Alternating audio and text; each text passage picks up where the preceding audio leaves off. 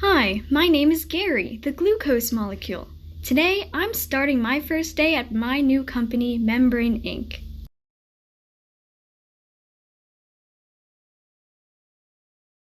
Where are you going?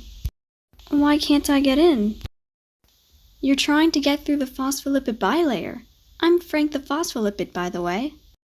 What's a phospholipid? A phospholipid has two parts, the phospholipid head, which is hydrophilic, meaning water-loving, and two fatty acid tails, which are hydrophobic, meaning water-hating. My head is polar, but my tails are nonpolar. I think I've heard of this before. You're amphipathic, right?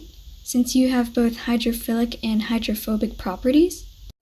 Yeah, so sorry, I can't let you through here. You're too big and too polar. Sorry, I didn't mean it that way. I meant to say that you should look around for an integral protein to let you in. Integral proteins are permanently embedded within the plasma membrane. They can transport you through. Oh, and most integral proteins are transmembrane proteins, but not all. Transmembrane proteins span the entirety of the cell membrane. Oh, okay, thanks. Hold on a minute. This is your first day here, right? I'll just inform you of some other workers here at Membrane Inc. That one over there is a peripheral protein. They usually don't go through the membrane and they form temporary bonds with it. These bonds allow them to detach and reattach at specific times with specific signals. This allows cells to coordinate and communicate using networks and proteins and reactions. How about that one over there? It's cholesterol, right? Yup, its job is to regulate membrane fluidity. Depending on the temperature, it either prevents us phospholipids from freezing or connects to us to keep us from becoming too fluid. And finally, we have a glycoprotein. It's composed of protein and carbohydrate chains. It's responsible for cell-to-cell recognition, which allows cells the ability to identify a neighboring cell and bind with other glycoproteins. Well, that's all I have for you here. Vlad the vesicle will help you with the rest. Welcome to Membrane Inc.